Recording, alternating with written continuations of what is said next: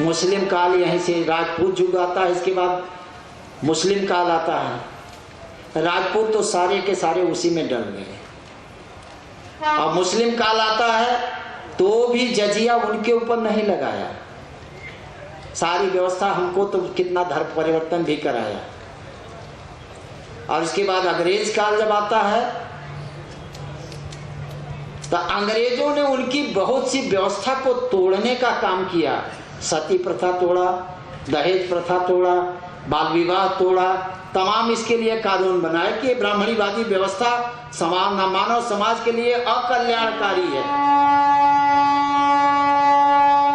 तो इस तरह से हमारी सभ्यता और संस्कृति को इन लोगों ने विनष्टीकरण करके और अपनी सभ्यता और संस्कृति लागू किया। और बड़ा ताज्जुब यह है कि हमारे लोग उनके में मिल भी जाते हैं। आज जो चल रहा है धीरे धीरे क्या क्या चल रहा है हमको आपको नहीं मालूम पड़ रहा है, अंदर अंदर बहुत खूब चल रहा है।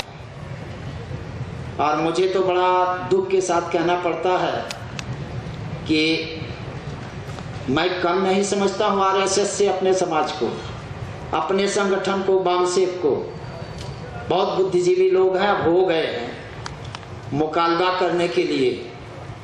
और आज तो मैं कहूँगा भाषण देने का समय कम है, सब लोग जानते हैं, मैं तो समझता हूँ ज़्यादातर लोग जानते हैं। पटना में था अधिवेशन ऐसा ही, हम सारे लोग जानते हैं। अब जानने का समय नहीं है, एक्शन लेने का समय है। एक्शन लेने का समय है, प्रतिषेध करने का समय है, प्रतिरोध करने का समय है, रिवोल्ट करने का समय है। जब तक ये हम नहीं करते तब तक ये सार्थक नहीं हो सकता है। अब हम सबसे ज्यादा बाबा साहब को जो डर था कि मेरे बाद संविधान तो बना दिया मैंने, बाबा साहब ये चाहते थे, अंग्रेजों से कहते थे कि भाई राजनीतिक गुलामी आप दे रहे हो कि सामाजिक गुलामी से छुटकारा तो इनसे लेना है, ये कब देंगे इसी समय तय हो जाए, फिर इसके बाद राजनीतिक स्वतंत्रता जो है दे दी जाए। ये सामाजिक स्वतंत्रता हमको कब ये देंगे ये निश्चित हो जाए। लेकिन उनकी बातें गौड़ हो गई, राजनीतिक आज़ादी मिल गई। वास्तव में आज हम न तो राजनीतिक रूप से आज़ाद हैं और न सामाजिक रूप से। बड़ी विभत्स स्थिति है, कैसा कैसा कांड हो रहा है। क्या एकलव्य के अंगूठे आज नहीं कट रहे हैं तो रोहित वेमुला क्या है? एकलव्य के अंगूठे नहीं कटते हैं, आज भी कट रहे हैं। और पहले हमारी संख्या कम थी, आज इतनी ज्यादा है। और बाबा साहब ने एक अस्त्र ऐसा दिया, ताज्जुब, विश्व का सबसे बड़ा ताज्जुब मैं मानता हूं ये, कि इतनी बड़ी आबादी होते हुए ये तो एक दिन में व्यवस्था परिवर्तन कर ले, केवल वोट के माध्यम से एक दिन में बदल दे, भगा दे दिल्ली से, सारे लोग को दिल्ली से भगा दे। लेकिन हम उसकी कीमत आज तक नहीं समझ पाए। 50-60 वर्ष हो गए और सारे हमारे लोग भुलावे में। इसका मतलब यह हुआ कि हम लोग बराबर काम नहीं कर रहे हैं।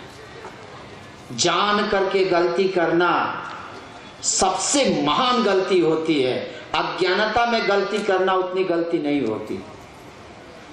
और हम जानते हैं लेकिन अपने लोगों को हम समझा नहीं पा रहे हैं।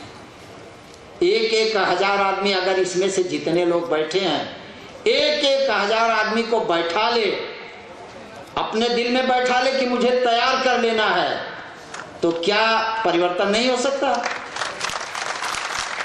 व्यवस्था परिवर्तन के लिए हमको लड़ना है मित्रों।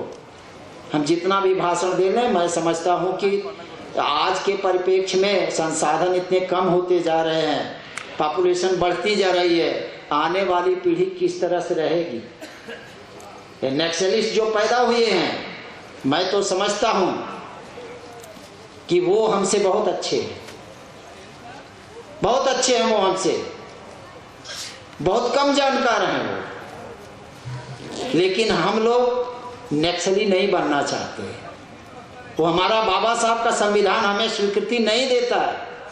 वो देता है कि वोट से परिवर्तन कर लो, तुम्हें लड़ने की क्या जरूरत है, तलवार उठाने की क्या जरूरत है, वोट से परिवर्तन कर लो। हमें केवल वही सबको सिखाना है मित्रों, सबको प्रबोधित करना है। मेरा समय खत्म हो गया है।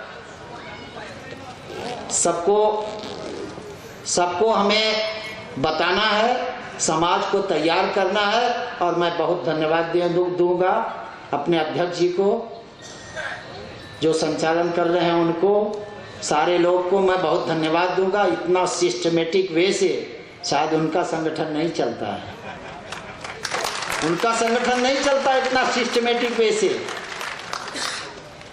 और मैं तो कहूँगा परिवर्तन जरूर होगा दोस्तों। इतिहास में नाम दर्ज कराना है तो वामसेवक को आगे आके काम करना है। इन्हीं के साथ मैं अपनी बात को समाप्त करता हूँ। जय मूल निवासी, जय भारत।